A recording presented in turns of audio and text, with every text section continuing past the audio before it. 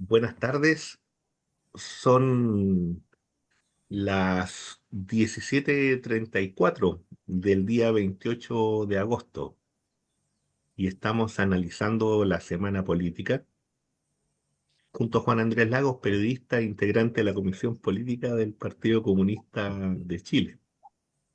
Una semana bien cargada, con muchas cosas interesantes. Oye, Juan Andrés, eh, no podemos iniciar sin tocar una pequeña imagen que yo creo que ahí lo llena, lo llena en cierta forma de orgullo, ¿cierto? Déjame buscarla acá, donde la tengo, que es nada menos y nada más, ¿cierto? Que un premiecito que le llega ahí, pues hay un premio, ¿no es cierto?, que recibe en conjunto con otras personas que, que tiene que ver, ¿no es cierto?, con la campaña que se hizo en relación con la campaña en contra y recibió este premio internacional. Cuéntanos un poquito, Juan Andrés, de qué se trata. ¿Cómo fue eso? Sí, mira, es un premio que otorga una academia de estudios y de análisis de Estados Unidos, que es a nivel mundial. Ellos hacen un seguimiento y hacen un concurso todos los años de campañas políticas a nivel mundial. En este caso, la campaña del En Contra, del segundo plebiscito del año pasado, Ujú. obtuvo el premio a la mejor campaña política otorgado por esta academia, este premio mundial. Ahora, este premio es un premio, claro, que tiene, se personaliza, pero yo quiero destacar un punto muy importante. En esa campaña trabajó mucha gente. Se trabajó con una agencia argentina que estaba también conformada por un equipo que estuvo aquí en Chile, que estuvieron durante todo el periodo. Acá en Chile había un comando estratégico de campaña Ahí que está.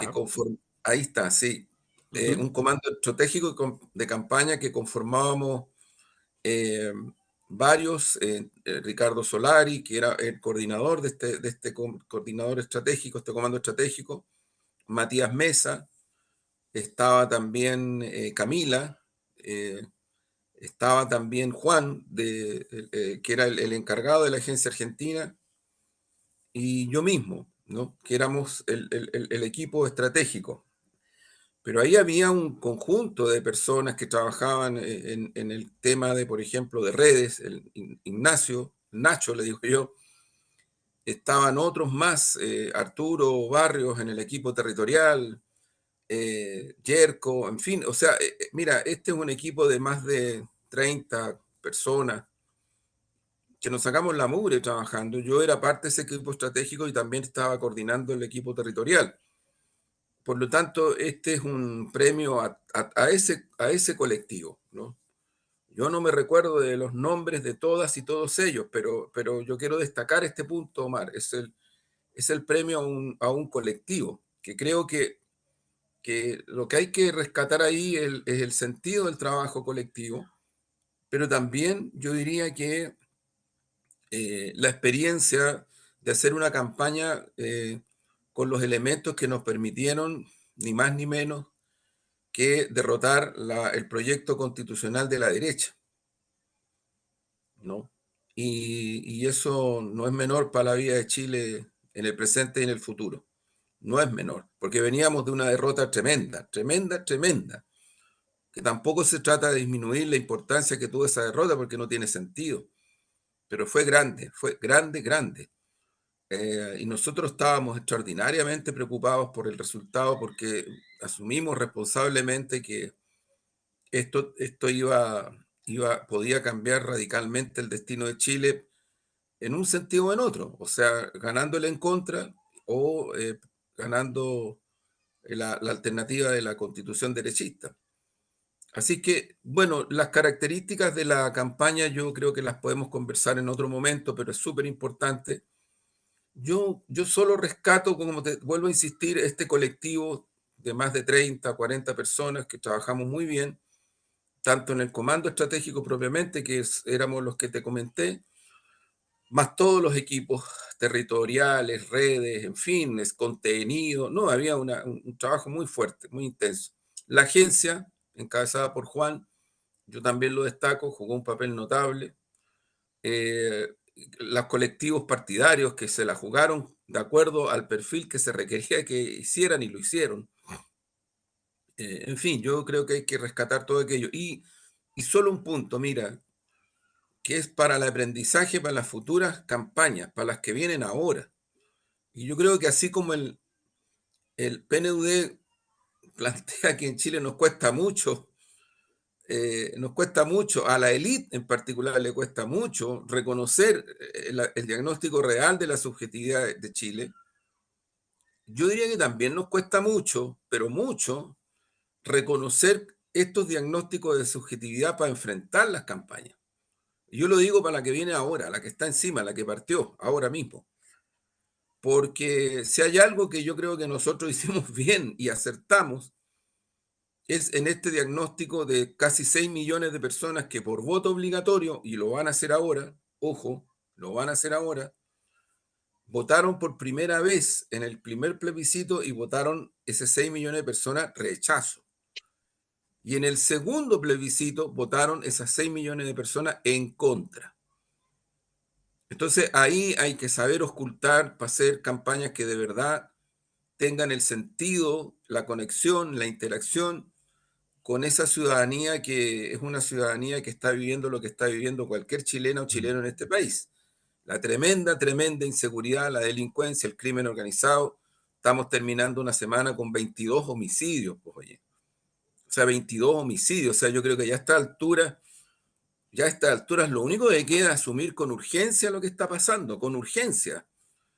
Porque no se saca nada con decir, no, si estamos haciendo muchas cosas, o decir, como dice la derecha, que hay que hacer de tal o cual manera, porque ninguna de las dos cosas funcionan en un país real como el que estamos. Pero pasa lo mismo con otros temas, hay ya varios indicadores que alertan el nivel de precariedad laboral que crece en Chile, está creciendo, el nivel de impacto de la inflación en los salarios, eh, y otros asuntos de esa dimensión. Yo creo que si hay algo que rescatar de esa campaña también es esto, o sea, un diagnóstico de mucho realismo, con mucha sintonía que había que hacerlo. Eso Mm. por mi parte, para comentar este premio, este galardón. Oye, Juan Andrés, fíjate que a nivel internacional han ido ocurriendo una serie de hechos que incluso, bueno, como lo hemos dicho otras veces, acá en Chile se habla poco, casi nada. El fin de semana pasado, ¿no es cierto?, a nivel internacional, se remeció el mundo de las comunicaciones y el mundo de la libertad de expresión desde el momento, ¿no es cierto?, en que el empresario de Telegram es detenido en Francia, este señor Pavel Durov, que es un ciudadano ruso, por cierto también francés, y por cierto también de Arabia Saudí, por lo que tengo entendido. Entonces, ¿y de qué a él se le acusaba en palabras sencillas? De que la plataforma Telegram no podía ser seguida por los servicios de inteligencia, ¿no es cierto?, occidentales. Porque según ellos ahí se estaban llevando a cabo situaciones, ¿no es cierto?, que eran peligrosas, de tráfico de información, de niños, qué sé yo, todo ese tipo de cosas, como si en otras plataformas no ocurriera, como si eso no ocurriera, ¿no es cierto?, en Facebook. ¿Cuántas veces nosotros en la propia prensa chilena se ha destacado cómo crímenes se comunican a través de Facebook? A nadie se le ocurre ir a tomar detenido, ¿no es cierto?, al señor que desarrolló e implementó Facebook o, o otras plataformas parecidas, ¿no es cierto?, a Telegram. Sin embargo, pareciera ser que en Europa se da esta situación, ¿no es cierto? Y entonces hubo pronunciamientos y sin embargo se llegó ¿A qué situación se llegó? Aquí en la primera declaración que hace este Pavel Durov, viene y dice que en realidad había sido invitado por el presidente Macron a una conversación y que al bajar de su avión es tomado detenido. Bueno, hace pocas horas atrás, ¿no es cierto? Se sabe de que se le deja en libertad, en una libertad vigilada, entre comillas, por la que tuvo que pagar 5 millones de euros. Insisto, no puede salir de Francia. ¿De qué se le acusa en específico? De complicidad en la distribución de pornografía infantil, complicidad en tráfico de drogas y fraude por un grupo organizado. O sea, todo lo que se haga a través de la plataforma, a quien se le ocurra, el señor es culpable. Punto. De eso se trata. Fíjate que en el Medio Oriente, donde están ocurriendo situaciones que son terribles, como la que ocurre en Gaza, el Estado sionista de Israel, ¿no es cierto?, a través de su ministro de Seguridad, viene y establece, ¿no es cierto?, o desarrolla la idea de construir un templo, nada menos, ¿no es cierto?, eh, al lado o sobre la mezquita histórica que existe en Israel. Con eso, evidentemente, que se desata una respuesta y una guerra de corte religioso que es brutal. Pero fíjate que esto no es distinto lo que hace este señor a lo que hace Zelensky en Ucrania, cuando lo que hace es perseguir, ¿no es cierto?, a la Iglesia Ortodoxa. Es medianamente la misma lógica. Y entonces uno va viendo cómo estas cosas se van, ¿no es cierto?, implementando y cómo responden a miradas, bueno, que son muy directas y muy claras. Eh, en la situación de Venezuela la hemos comentado bastantes veces, ¿no es cierto? Hay una declaración muy interesante desde China, en donde se llama respetar los resultados de Venezuela, que fue hace pocos días atrás. Bueno, está la declaración, ¿no es cierto?, de este grupo de 11 países, desde América Latina, ¿no es cierto?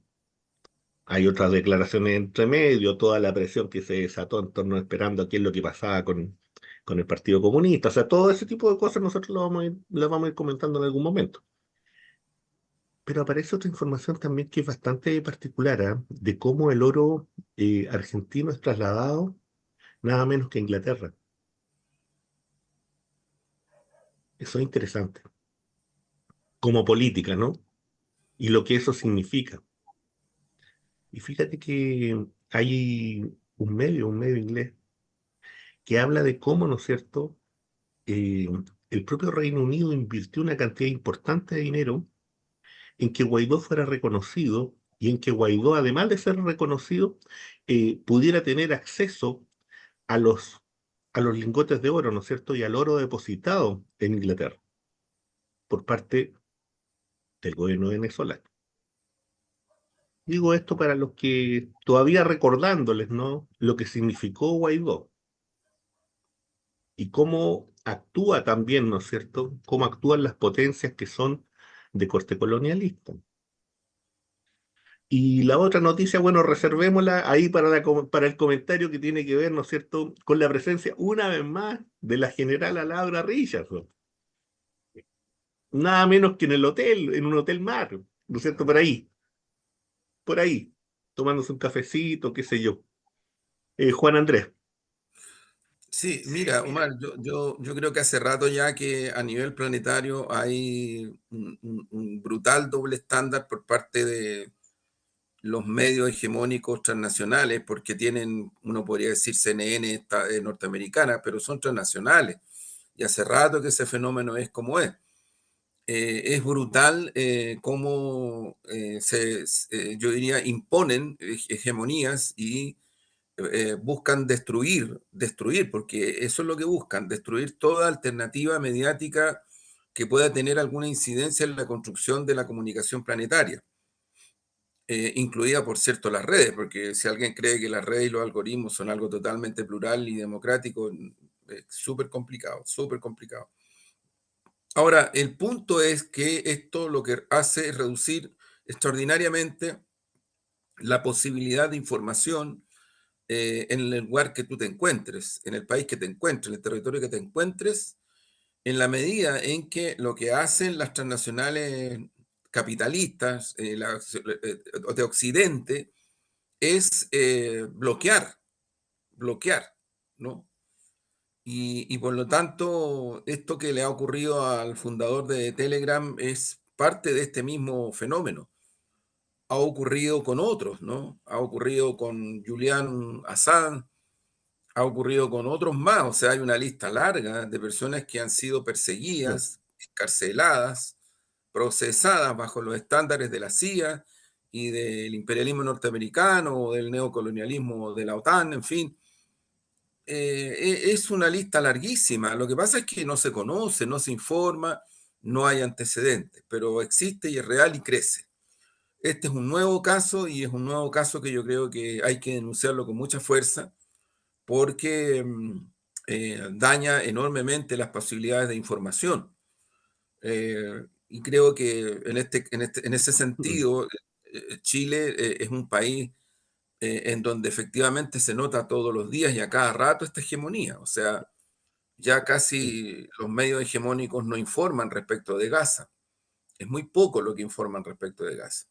Y hoy mismo, a esta hora, siguen habiendo masacres brutales de familias, de niños, sigue y no se detiene, y no se detiene.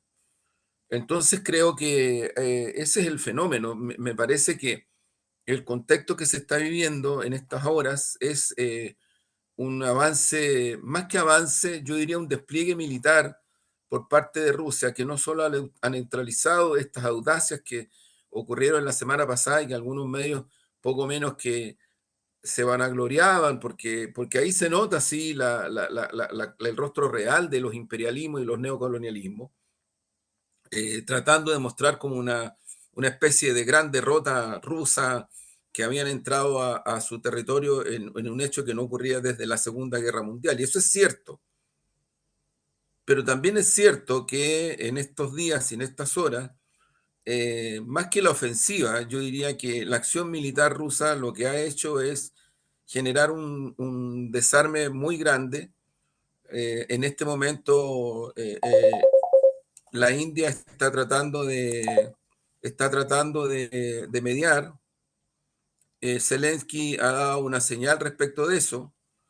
Eso es algo que yo diría es muy importante tener en cuenta porque lo que está haciendo el gobierno de Zelensky en la práctica es tratar de dar zarpazos contra la central atómica, tratar de dar zarpazos en otras dimensiones para generar una situación de último recurso. Se le suma esto que tú decías con la crítica que el Papa ha hecho a, a Zelensky a propósito del ataque represivo a las a iglesias cristianas. Es decir, estamos viviendo un momento bien peculiar que vamos a ver, el otro día en el programa anterior lo decíamos, lo que aquí está quedando en evidencia es que quienes no quieren la paz son la OTAN, el imperialismo norteamericano, obviamente el gobierno ucraniano, que lo que están tratando de generar es situaciones, yo diría, de descompensación, Mm. de audacia militar, de cuestiones que puedan provocar algo que impida la posibilidad de una tratativa en el plano inmediato. Eso es lo que está cursando. Y creo que hay que estar muy atentos a la situación porque lo que se observa objetivamente es que la acción militar rusa es lo que hoy día predomina desde el punto de vista de lo que es una guerra. Yo lamentablemente no me alegro de esto que estoy diciendo, porque creo que las guerras, no hay ninguna guerra que sea buena, pero son guerras. Y en las guerras hay confrontación militar. Y en esa confrontación militar lo que está ocurriendo es que Rusia se impone en toda la frontera y va instalando una situación que yo no sé cuánto tiempo más va a poder sostener el gobierno ucraniano y cuál va a ser la deriva de esto, porque, insisto, en estas horas, el propio Zelensky ha reconocido la gestión que hace el primer ministro de la India en la búsqueda de un cierto diálogo, ¿no? El otro día también lo decíamos, esto no es distinto, es una forma distinta, pero no es distinto a cómo el imperialismo norteamericano, la OTAN, operan en nuestra región. Nosotros creo que somos de los pocos espacios que hemos hablado en forma reiterada respecto de lo que ocurre con esta presencia, que no es, no es por cierto ni diplomática, ni no, es una presencia militar. O sea, la jefaza del Comando Sur, o sea, de las fuerzas militares norteamericanas en nuestro continente, viene a Chile por lo menos cada 15 días o más o menos. Y ahora vino con otro general, ¿no? Y la agenda que tienen es, digamos, muy abierta, muy directa. Claro, no es secreta, ojo. Lo que pasa es que no es informada por los medios hegemónicos chilenos, que es muy distinto. Omiten, no existe. Entonces, claro, la ciudadanía chilena casi ni sabe que estas personas están acá, pero están acá y ojo, hacen declaraciones, dicen cosas, lanzan mensajes. De hecho, ella y este general vienen porque hay una operación conjunta entre Fuerzas Armadas norteamericanas y fuerzas militares chilenas. ¿En qué contexto? En el contexto, lo hemos dicho otras veces, que eh, Estados Unidos, a través de ella, que es una vocera político-militar, ¿no? Que interviene en la soberanía de los países de nuestra región como se le da la gana, alerta sobre China, alerta sobre el litio, alerta sobre lo que le parece que tiene que decir. Y bueno, esto es lo que está cursando en nuestra región. Eh, yo tengo la impresión de que en el caso de Venezuela se están produciendo en estas horas manifestaciones en las calles. Hasta este momento no hay una situación que se conozca que tenga que ver con represión o cosas por el estilo. Pero si uno mira videos reales, porque hay muchos videos ficticios, si uno mira los videos reales, la manifestación encabezada por la señora Machado es bastante reducida. Y la manifestación que ha convocado el movimiento que respalda y que protagoniza el proceso bolivariano es grande. Eh, entonces yo lo que creo que también es un factor, porque si se está tomando la calle como un elemento de medición, bueno, tomémoslo, po, tomémoslo, po, pero tomémoslo no como lo hacen los medios hegemónicos acá, porque es una parte, ¿no? Porque de la otra ni siquiera informan y dan por hecho que los únicos que están manifestando en las calles son los opositores al gobierno. Y no es así, eso no es real, eso no es real, le gusta a quien le guste. Y además se hacen en el mismo día. So, yo lo que creo es que ahí también si se trata de evaluar este tipo de circunstancias, lo que hay que decir es que en este momento en las calles la movilización del pueblo bolivariano es muy contundente. Y creo que es un dato a considerar porque eso es expresión también ciudadana, ¿no? Esa ciudadanía no es una ciudadanía ni menor, ni insignificante, ni de segunda clase respecto a la otra, que también se manifiesta y que tiene su derecho a manifestarse y que lo ha hecho, y que lo ha hecho. O sea, y lo ha hecho en las calles, y lo ha hecho sin ninguna limitación y sin represiones violentas. Juan Andrés, frente a lo que tú has ido planteando, ¿no es cierto? Estableciendo los temas centrales que hay ahí, solamente añadir que fíjate que hay una sensación que a mí me queda, que no es solamente mía, tiene que ver con lecturas, tiene que ver con, en el fondo, con miradas que uno va buscando y va encontrando, y es el hecho de que eh, pareciera ser, por ejemplo, que desde la óptica, desde la perspectiva imperial, eh, se va en búsqueda de una nueva forma, de una nueva conformación desde el punto de vista del, por decirlo de un modo, del sustrato, desde donde se consigue un nuevo enfoque. Me explico, por ejemplo, el Imperio Romano tomó al cristianismo, construyó la cristiandad como un discurso de poder. el capitalismo, ¿no es cierto?, toma a la religión protestante, a los cristianos protestantes, como una forma de construcción de su ideario económico-político, a través, ¿no es cierto?, de la construcción del sujeto individual, de este que lee la Biblia y construye para sí mismo, y tiene esa relación directa con Dios.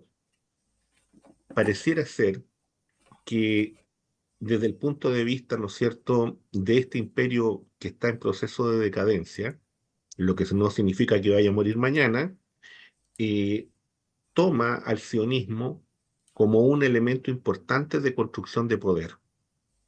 Y esta estructura sionista, que es una estructura, ¿no es cierto?, muy radicalizada, profundamente antihumana, y yo diría extremadamente brutal en el rostro de Netanyahu, en el rostro de otros y otras. Y eso se traslada a otros lugares. Eso es Zelensky, eso es Milei, como como proyecto ideológico. Y como proyecto ideológico con un sustento, con un sustrato religioso. Pareciera ser que estamos asistiendo a eso. Un segundo elemento es que en el caso de Ucrania y en el caso, ¿no es cierto?, del conflicto ucraniano entre la Federación Rusa y la OTAN, ¿cierto?, que se da en territorio ucraniano, pareciera que también hay un proceso de cierta aceleración del desgaste. Y esa aceleración del desgaste tiene que ver con el hecho, ¿no es cierto?, de intentar ingresar a territorio ruso y cómo esa propuesta, ¿no es cierto?, rápidamente se va desgastando. Y con un alto costo en vida y con un alto costo también, ¿no es cierto?, en material, y cómo eso, ¿no es cierto?, de uno u otro modo, también acelera respuestas desesperadas en otros lugares, y entonces la guerra se traslada de diversos modos. Entonces la guerra tiene un componente económico, tiene un componente comunicacional muy fuerte, y eso es lo que estamos asistiendo hoy día. Y eso mismo es lo que permite, ¿no es cierto?, que en cierta forma estén estas visitas ordenadoras hacia el continente. Y en donde, como tú bien dices, los medios de comunicación oficial informan, entre comillas, va a pasar esto, pero nadie sabe de qué se trata. Y entonces uno buscando, de repente se encuentra con un medio que se llama Ámbito Financiero, que es un medio uruguayo, y fíjate que en ese medio uruguayo, un periodista que se llama Edgardo Aguilera, nos cuenta medianamente de lo que se trata este encuentro, porque acá en Chile se habla poco. Entonces, se nos dice de que en ese encuentro va a haber una actualización de política de defensa para Sudamérica a cargo de Hannah Nelson, subsecretaria adjunta de Defensa para Asuntos del Hemisferio Occidental del Pentágono.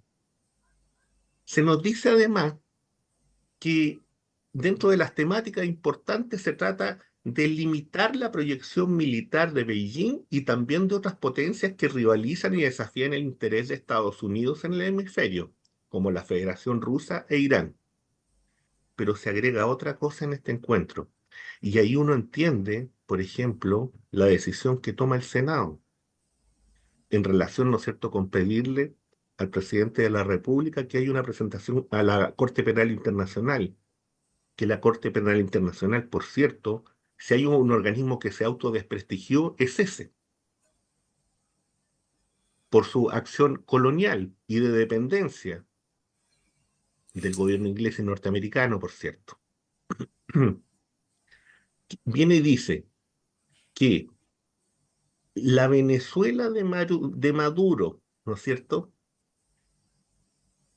cuyos resultados no han sido, en la Venezuela de Maduro, cuyos resultados no han sido reconocidos por una gran cantidad de países, incluyendo Chile, dice, amenazas que se atribuyen a presencia en el territorio venezolano, habría una amenaza por células dormidas con capacidad de ataques asimétricos, terrorismo, guerrilla, incitación a la desobediencia civil, intervención digital maligna.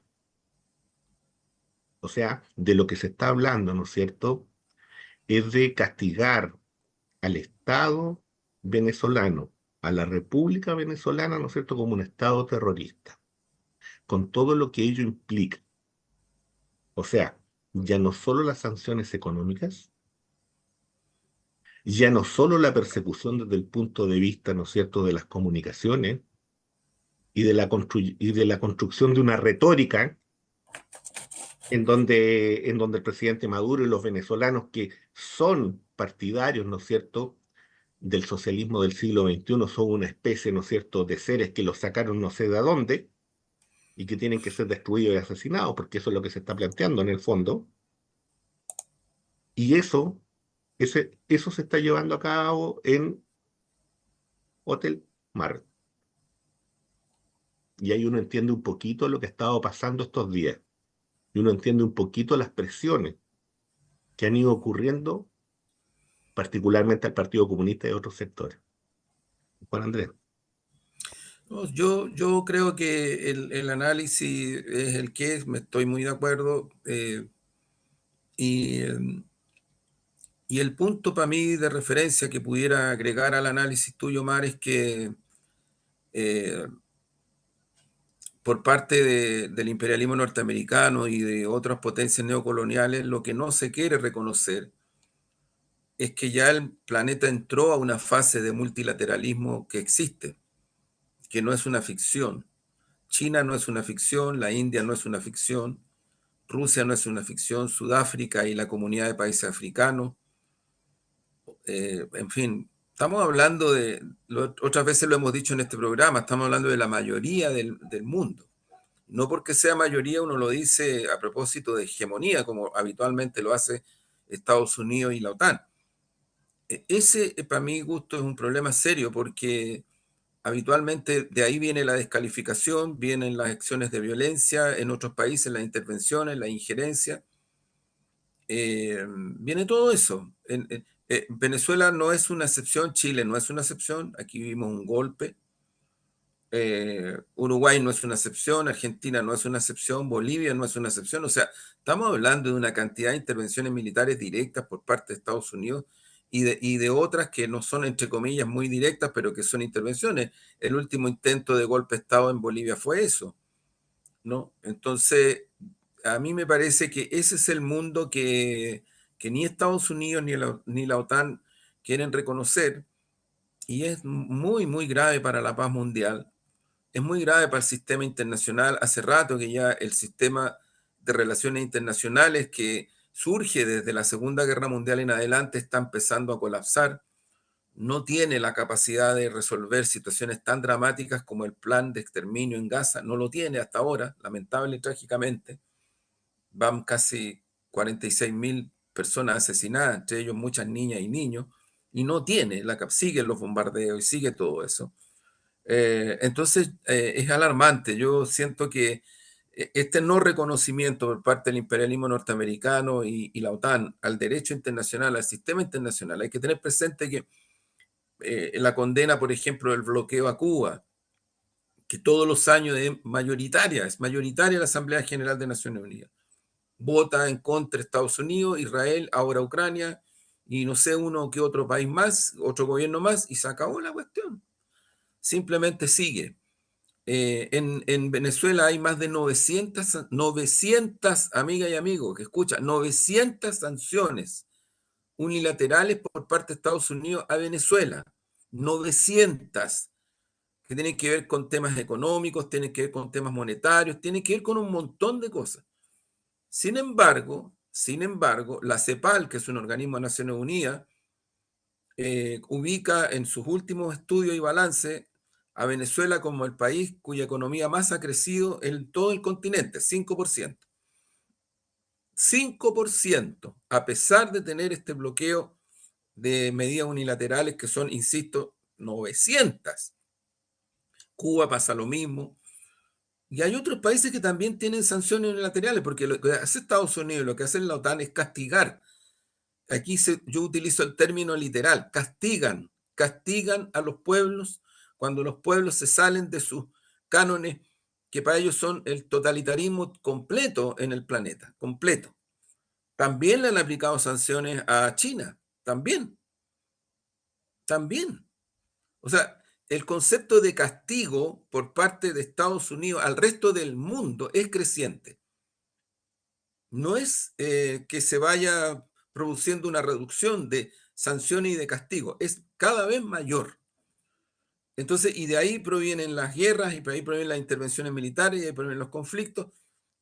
Es muy preocupante, yo creo, la situación planetaria en estas circunstancias. Es altamente preocupante. Yo creo que en las décadas que vienen, si Estados Unidos y la OTAN no logran detener este proceso de multilateralismo y sigue avanzando, esa es la esperanza de la paz para el planeta. Yo no veo en otro camino la esperanza de la paz, no lo veo, porque no hay en este momento un punto de referencia a partir del cual Estados Unidos y la OTAN quisieran, por ejemplo, fortalecer el sistema de Naciones Unidas reconocido por todas las partes, de tal manera de que los procesos que cursan en el planeta puedan ser acordados en un clima de paz y entendimiento por todas las potencias y por todos los países. Eso no está ocurriendo. Y ojo que no está ocurriendo hace rato, ¿ah? No es que no esté ocurriendo con respecto a Ucrania, no está ocurriendo hace rato. Esto es un tema un poquito más extenso en las últimas décadas de lo que a veces se considera. Por eso creo, insisto, Mar, que no veo otro camino para la paz mundial que no sea el multilateralismo y que se instale y que se reconozca como fenómeno planetario eh, que tiene las dimensiones que tiene, ¿no? Cambios en las monedas, cambios en el intercambio económico, modificaciones a cuestiones que no es que no estén en el derecho internacional, si están, si en el fondo son modificaciones que se reconozcan a partir del derecho internacional. Ese es el punto. Y ahí me quedo.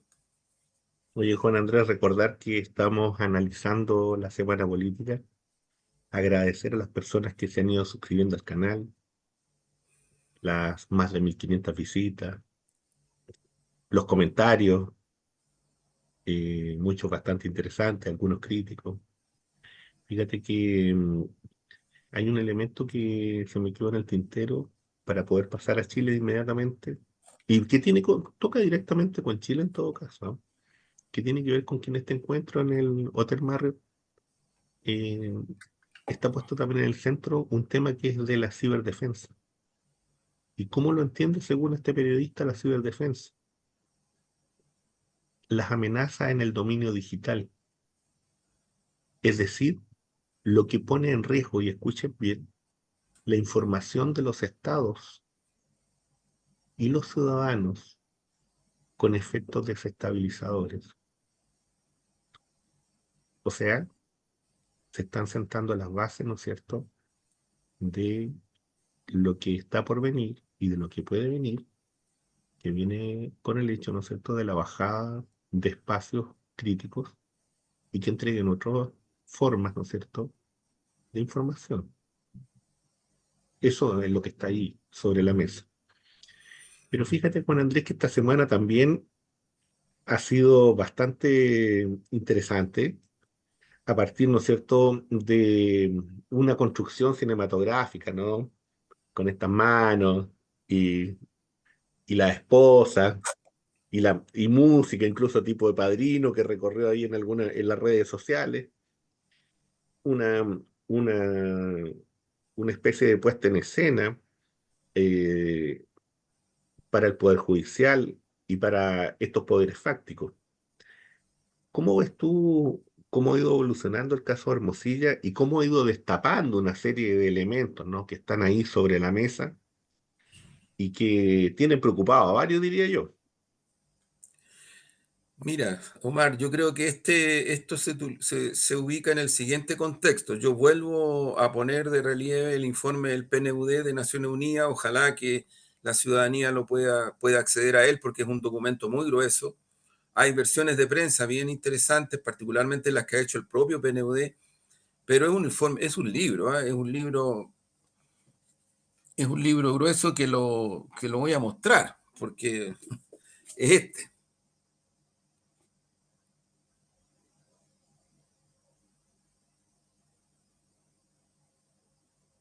Es un Perfecto. libro, ¿no? Es un libro. Pero ¿por qué digo esto, Omar? Porque creo que hay otro estudio reciente también.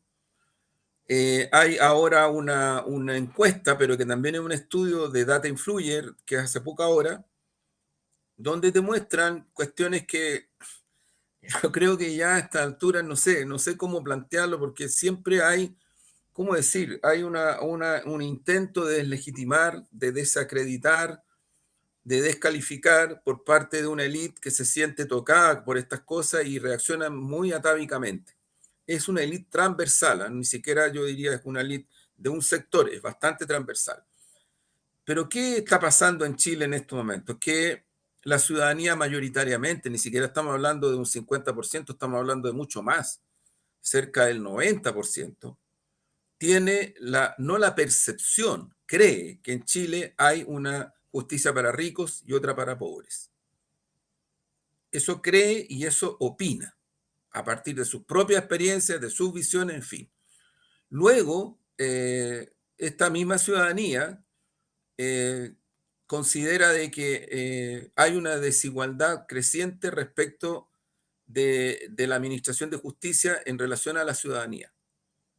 O sea, unos acceden y otros no, o unos acceden de mala manera y otros de buena manera. O sea, en el fondo lo que está diciendo la ciudadanía es que la administración de justicia en Chile, que es para ricos o para pobres, pero también el acceso a esa administración de justicia es muy precario y es muy desigual. ¿Qué es lo que está ocurriendo en estas horas? ¿No? En estas horas lo que está ocurriendo es que hay una investigación en curso, en curso, que está demostrando, o por lo menos apunta en una dirección. Yo no quiero ser autorreferente, pero cuando estuve en marzo, si no me equivoco, en el programa Sin Filtro, planteé algo que está dando vuelta en un video. Ahí lo planteé. Es decir, ahí, sobre la base del análisis y la información que estaba difundiéndose públicamente, lo que aparecía era ya claramente un sistema de poder, una red de poder fáctico que involucraba a exministros del gobierno de Piñera, de alguna manera a Piñera, a grupos fácticos que operan en el ámbito económico, en el ámbito político, en el ámbito judicial. Eh, y yo creo que no queda otra alternativa, si realmente queremos salir de esto, llegar a la profundidad de la investigación. Y eso es lo que hay que ver y hay que tratar de que efectivamente ocurra, porque es muy evidente que empiezan a producirse influencias, poderes que actúan. Obviamente la hegemonía mediática está involucrada en esta cuestión, está involucrada, no, no es que sea un agente externo, ¿no?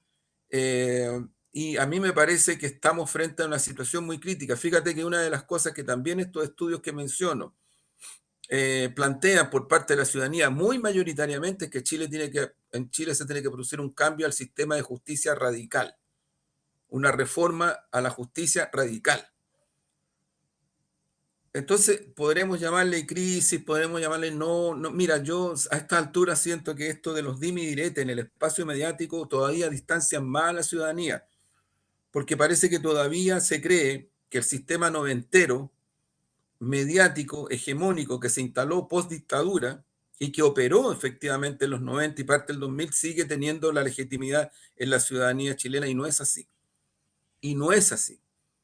Entonces, las cuñas, los dime y direte, las controversias, para mi gusto, lo único que hacen es generar todavía más distancia y cierta mayor indignación de la ciudadanía respecto a esta élite. Yo creo que lo de Hermosilla es una expresión muy contundente de algo que en Chile tiene una incidencia fuerte, importante, significativa en los poderes del Estado, en la política, en la economía, en obviamente el sistema mediático. Y bueno, se necesita cierto coraje para poder plantearlo esto desde la perspectiva de buscar los cambios que el país necesita para salir de esto. Porque, claro, mira, ocurre lo mismo. Yo recién hablaba a propósito de la precariedad laboral, pero es que hay gente que te dice que no, que en Chile no es para tanto la precariedad laboral. Eh, Está creciendo el problema del sistema de trabajo informal, que no necesariamente es lo mismo que precariedad, pero parece que para algunos sectores de la élite chilena esto es muy normalito. Entonces, y suma y sigue. Entonces, yo creo que hay que mirar con atención lo que está ocurriendo en el país. A mí me da la impresión, de acuerdo al estudio del PNUD, porque fíjate que ese estudio lo que dice es que la ciudadanía mayoritariamente responsabiliza a las élites de la imposibilidad de que hayan cambios al sistema social chileno, especialmente a los temas de crisis social en salud, en vivienda, en educación, salario, en fin, todo aquello. ¿Qué decir crimen organizado, narcotráfico? ¿Qué decir? O sea, la ciudadanía está desesperada. Bueno, si tú tuviste, amiga y amigo Omar, 22 asesinatos en una semana y no te produce ningún impacto, yo de verdad no sé ya qué podría pensarse. No sé, no sé, pero eso está conmoviendo a la ciudadanía. Y en el estudio del PNUD lo que se plantea es que esta élite, una de las cosas que cree de esta ciudadanía es que es una ciudadanía individualista y que solo se preocupa de sus cuestiones más personales. Pero a mí de verdad me resulta patético que esa élite piense y crea eso, porque ¿quién es responsable de lo que está ocurriendo en Chile desde los 90 en adelante? ¿Quién ha instalado un tipo de economía, una mercantilización extrema, el individualismo, las fragmentaciones sociales que no se logran superar? Que sí han habido cambios a partir de políticas públicas referidas a mujeres, a fragmentos, en fin, han habido ciertos avances a extrema pobreza, pero el país en todos estos otros ámbitos sigue no solo estancado, sino que en algunos otros ámbitos incluso retrocede. ¿Quién es responsable de eso? La élite, pues. Entonces, para mí es patético que la élite, para sacarse la responsabilidad, acuse a la ciudadanía de individualista, porque, porque es como, no sé, el ladrón detrás del juez, el rey desnudo. O sea, hay varias metáforas que uno podría recordar a propósito de esta disonancia, que es para mí la misma que explica con mucho resentimiento las opiniones también transversales de esta élite respecto de lo que ellos denominan de una manera muy descalificadora el octubrismo, ¿no? Hace unos meses atrás les dio con el perro matapaco y era impresionante, ¿eh? Obligaron incluso a ciertas personas que juegan papeles de liderazgo en la sociedad chilena, a poco menos que así, los agarraban del cogote, bueno, usted está o no con el perro matapaco, está o no con el perro matapaco, está o no con el perro matapaco. En un contexto en donde se quería asociar el estallido social, el perro matapaco, con los asesinatos a carabineros. Es que eso se intentó hacer. Eso se intentó hacer. Entonces creo que hay una situación, para mi gusto, que existe, que es real, que estos estudios tan fundamentales, tan importantes como los que he mencionado, entregan muchos elementos, pero que a nivel hegemónico mediático, a nivel de la élite política, no se reflejan. No se reflejan, no dan para un tema que tenga que ver con una reflexión que apunte a la búsqueda de una sintonía. Mira, peor todavía, yo creo que hay sectores también de la élite en Chile que están de una manera muy, de mi punto de vista, superficial y carente de sentido democrático y de justicia social, asociando, ya no esto es de ahora, es de hace años atrás, asociando ímpetus o esfuerzos por transformaciones sociales con populismo. Entonces, si tú planteas una cosa que se sale del esquema, ¿no es cierto?, de esta élite y que se sale de la élite económica y de la élite política y que se sale de esta mercantilización extrema que vivimos en Chile desde los 90 en adelante, eres populista. Y entonces se producen estigmatizaciones a los cambios sociales. Yo creo que hay un tema muy profundo, Mar, y hago la asociación con lo de Hermosilla, porque Hermosilla no operaba en el aire. Hermosilla se metió en Soquimich, se metió en Penta y se metió en todo este tipo de procesos en donde está la actividad política con efectos e impactos sociales muy grandes. y se metió desde la óptica de lo que él era, que era un férreo participante de las fuerzas políticas de derecha. Él fue asesor del ministro del Interior, Andrés Chadwick, asesor durante el gobierno. Antes de ser gobierno ya trabajaba con la UDI activamente. O sea, él se metía en los espacios políticos, sociales de los poderes del Estado, en los ámbitos penales, procesales y otros, porque no era solamente eso, pero se metía desde un ángulo, desde una perspectiva, que era la perspectiva de la derecha. Eso es el caso, entre comillas, Hermosilla. Y no es solo él, ¿ah? No es solo él. Oye, Juan Andrés, no, mira, fíjate que frente al caso, no frente al caso de Hermosilla, y yo te diría que frente al caso del contexto político que ha ido circulando en estos días en Chile, y que toca particularmente, ¿no es cierto?, a ciertos sectores de la izquierda, de cómo dices tú, cómo han sido, ¿no es cierto?, y cómo se intenta, en el fondo, aplicar todas las lógicas de la guerra cognitiva. Todas las lógicas de la guerra cognitiva, ¿no es cierto?, que buscan generar desconfianza, que buscan generar una especie, ¿no es cierto?, de temor dentro de la propia base social de la izquierda. Y muchas de estas discursividades apuntan a eso. Muchos de estos ataques dirigidos, dirigidos, por ejemplo, al presidente del Partido Comunista, Lautaro Carmona, dirigidos a otros dirigentes también, donde se les busca apretar, donde se les busca, ¿no es cierto?, se busca, ¿no es cierto?, de una u otra forma tratar de encajonarlos dentro de esta narrativa. Entonces, el octubrismo es el chavismo. Entonces el octubrismo y el chavismo tiene que ver, ¿no es cierto?, con otras cosas y con toda esta construcción de enemigos.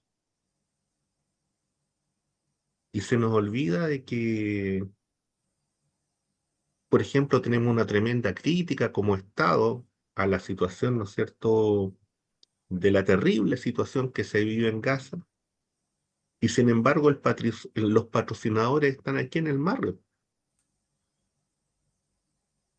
Están en el Marriott los patrocinadores. Los que financian los crímenes están en el Marriott. Ahí No, están. y no solo lo financian. Hay dos portaaviones Claro, movilizados en los últimos días hacia el Oriente Medio, sí, explícitamente en forma descarada. Estados Unidos dice en claro. defensa y apoyo de Israel. Donde la candidata Kamala Harris viene y dice que ellos van a intensificar, ¿no es cierto?, la ayuda económica al Estado de Israel para la construcción de la paz. ¿Qué paz es esa si no es la paz de los cementerios? Exactamente, eso es. Y frente a eso, nuestra élite guarda silencio. Y frente a eso, la élite política a través del Senado pide que se lleve al presidente Maduro a la Corte Penal Internacional.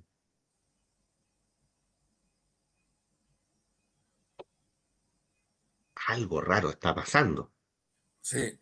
Algo está ocurriendo en Chile, y algo que tiene que llamar a la reflexión a la izquierda, en el sentido de la construcción, lo hemos dicho otras veces en este mismo programa, en el sentido de la construcción de una geopolítica para los pueblos.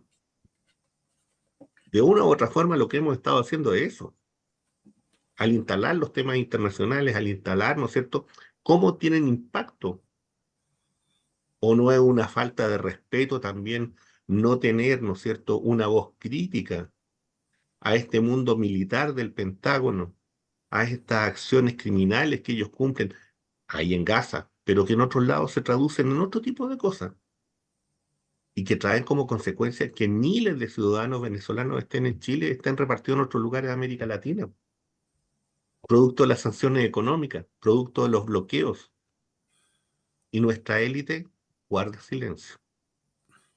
Y muchos sectores políticos guardan silencio. Y entonces cargan contra el presidente del Partido Comunista, y entonces cargan contra ciertos dirigentes de la izquierda, y son incapaces de hacerse cargo de lo que significa, ¿no es cierto?, lo que está ocurriendo en el mar. Así es. Con eso cierro, Juan Terminamos, Andrés, y cerramos. vamos, y vamos terminando. Vamos al poema. Vamos al poema. Vamos al Que, poema. que, que fíjense que la verdad es que tampoco, para los que crean que el poema va a ser más relajado, siento decirles que hoy día no va a ser así. No va a ser. No, ego conquiro. Bajó del árbol. Menéndez observa de reojo. Enfiló por Cristóbal Colón, con destino al estrecho. Una brisa glacial acompañaba su paso. Su rápida marcha salpicaba el silencio rumbo a El Dorado. Así nomás, Bueno, Omar, gracias por el poema. ya pues, Muy que bien. estén muy bien. Nos Chao, vemos, chao. Omar. Chao, Chao, chao. nos vemos. Nos vemos. Chao.